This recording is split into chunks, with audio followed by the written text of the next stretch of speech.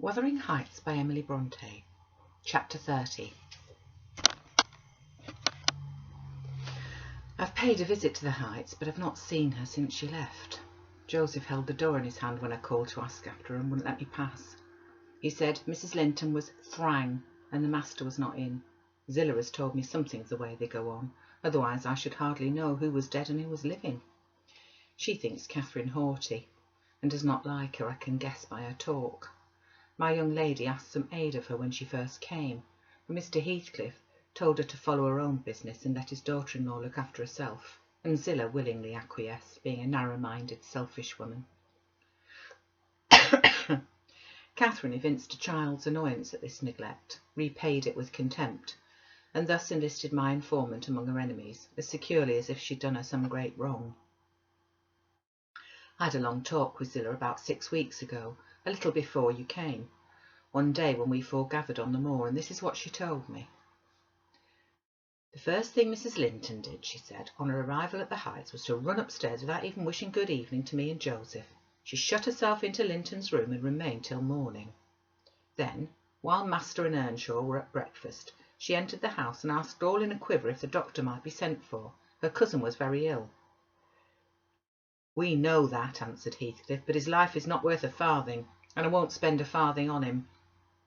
"But I cannot tell how to do," she said, "and if nobody will help me, he'll die." "Walk out of the room," cried the master, "and let me never hear a word more about him. None here care what becomes of him. If you do, act the nurse. If you do not, lock him up and leave him." Then she began to bother me, and I said I'd had enough plague with the tiresome thing. We each had our tasks, and hers was to wait on Linton. Mr. Heathcliff bid me leave that labour to her. How they managed together I can't tell. I fancy he fretted a great deal and moaned himself into night and day, and she had precious little rest. One could guess by her white face and heavy eyes. She sometimes came into the kitchen all wildered like, and looked as if she would fain beg assistance, but I wasn't going to disobey the master. I never dared disobey him, Mrs. Dean, and though I thought it wrong that Kenneth should not be sent for, it was no concern of mine either to advise or complain, and I always refused to meddle. Once or twice after we'd gone to bed, I've happened to open my door again and seen her sitting crying on the stairs top, and then I've shut myself in quick for fear of being moved to interfere. I did pity her then, I'm sure. Still, I didn't wish to lose my place, you know. At last, one night, she came boldly into my chamber and frightened me out of my wits by saying, "Tell Mr. Heathcliff his son is dying. I'm sure he is this time. Get up instantly and tell him." Having uttered this speech, she vanished again. I lay a quarter of an hour listening and trembling. Nothing stirred. The house was quiet. "She's mistaken," I said to myself. "He's got over it. I needn't disturb them." And I began to doze. But my sleep was marred a second time by a sharp ringing of the bell, the only bell we have, put up on purpose for Linton, and the master called me to see what was the matter, and informed them that he wouldn't have that noise repeated. I delivered Catherine's message.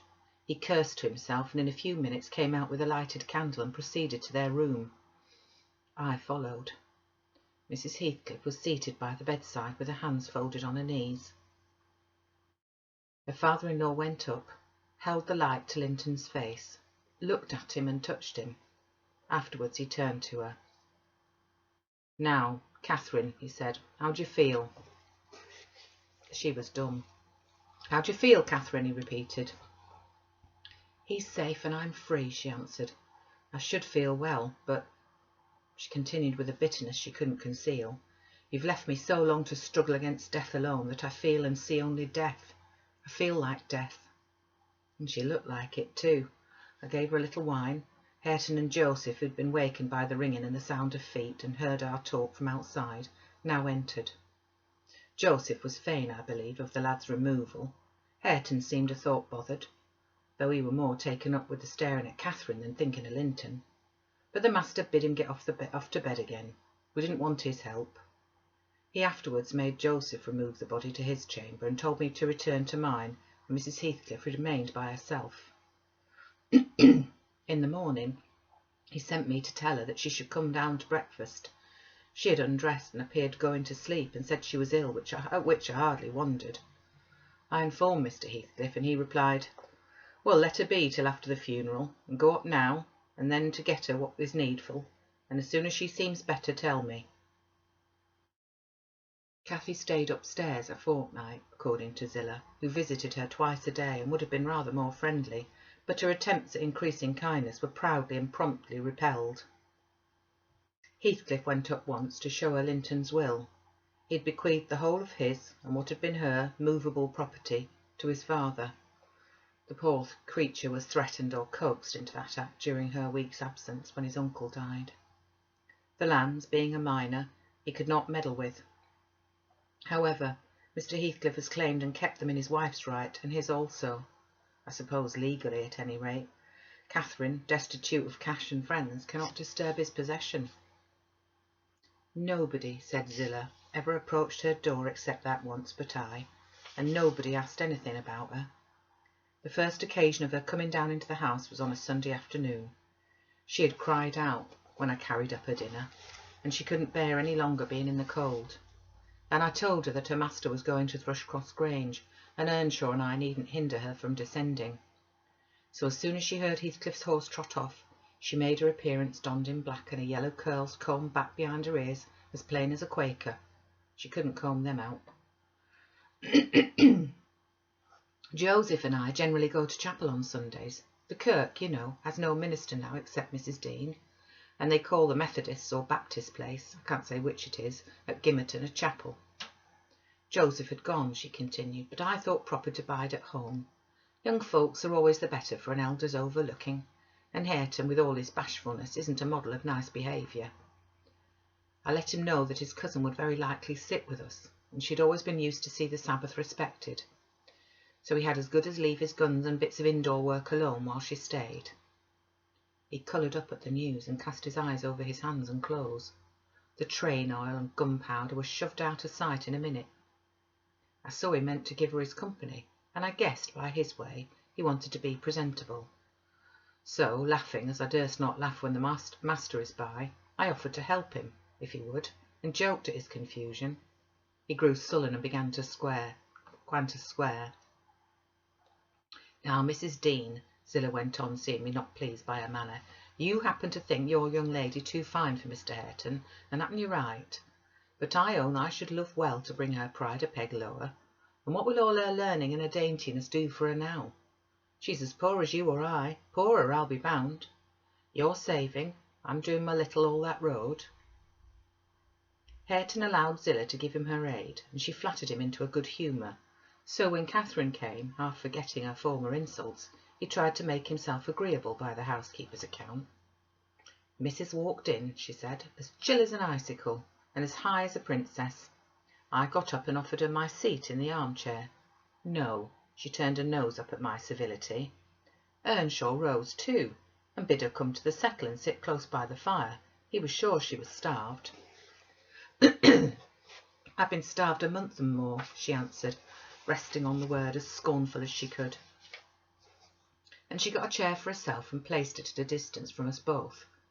Having sat till she was warm, she began to look round and discovered a number of books in the dresser. She was instantly upon her feet again, stretching to reach them, but they were too high up. Her cousin, after watching her endeavours a while, at last summoned courage to help her. She held her frock, and he filled it with the first that came to hand. That was a great advance for the lad. She didn't thank him. Still, he felt gratified that she had accepted his assistance, and ventured to stand behind as she examined them, and even to stoop and point out what struck his fancy in certain old pictures which they contained.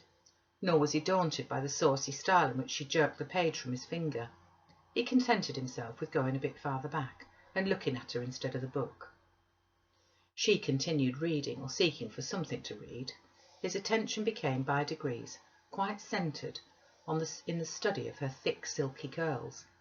Her face he couldn't see, and she couldn't see him, and perhaps not quite awake to what he did, but attracted like a child to a candle. Elasti proceeded from staring to touching, to put out his hand and stroked one curl as gently as if it were a bird. He might have stuck a knife into her neck, she started round in such a taking. "Get away this moment! How dare you touch me? Why are you stopping there?" she cried in a tone of disgust. "I can't endure you. I'll go upstairs again if you come near me."